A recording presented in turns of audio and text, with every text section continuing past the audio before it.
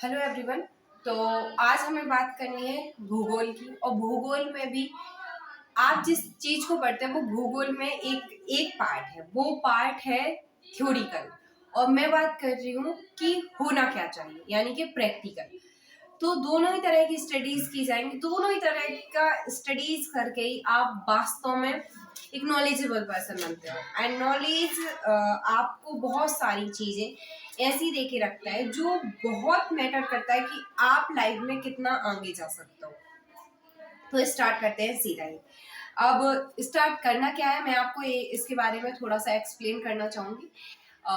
मैं आपको भूगोल यानी कि भू और प्लस गोल, लेकिन ये इंग्लिश के दो वर्ड से मिलकर बना है, जियोग्राफी।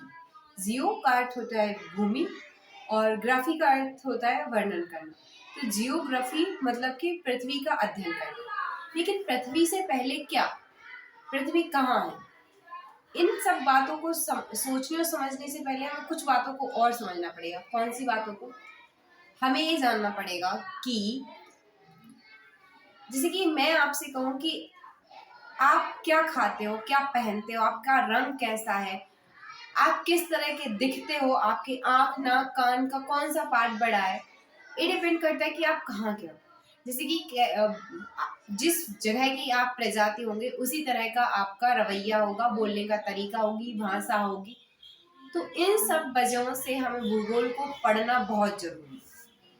लेकिन भूगोल को थ्योरिकल पार्ट में पढ़ाया जाता है, प्रैक्टिकल पार्ट में नहीं। लेकिन मैं आपको दोनों ही पार्ट में पढ़ाने वाली हूँ, थ्योरिकल पार्ट भी और प्रैक्टिकल पार्ट भी। कैसे पढ़ाने वाली हूँ? तो सबसे पहले अगर सिलेबस की बात कर लें कि मैं पढ़ाने में कौन से सब्जेक्ट्स का कितना सिलेबस स्टार्ट करने वाली हूँ, तो पढ़ना तो आपको होगा छठी सातवीं आठवीं की एनसीईआरटी और नौवीं दसवीं की एनसीईआरटी, 11वीं 12वीं की एनसीईआरटी। लेकिन छठी सातवीं आठवीं की एनसीईआरटी एक एबीसीडी की तरह है, बहुत ही एक एक दो दो घंटे की भी नहीं वीडियो कह सकते हैं।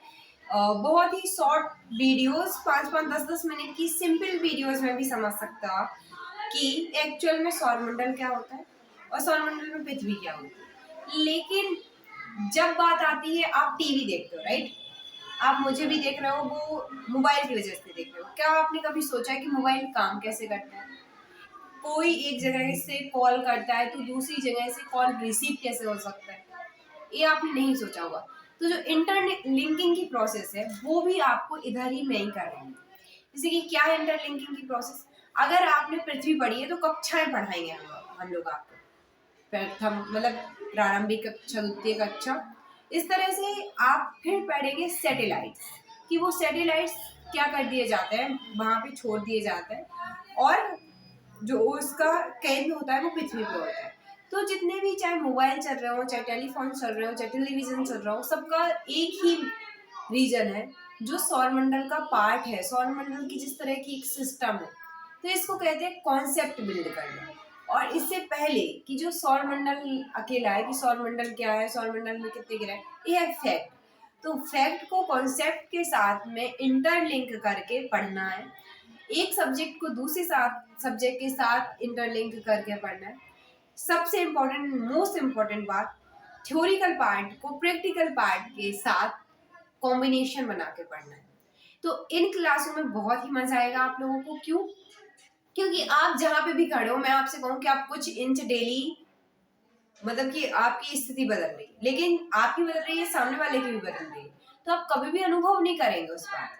जैसे कि अगर आप एक ट्रेन में बैठे हुए हैं तो आपको ये नहीं लगता है कि वो ट्रेन चल रही है, आपको ये लगता है कि आसपास के जितने भी जितना भी पर्यावरण है, जितना भी वातावरण है, वो चल रहा है।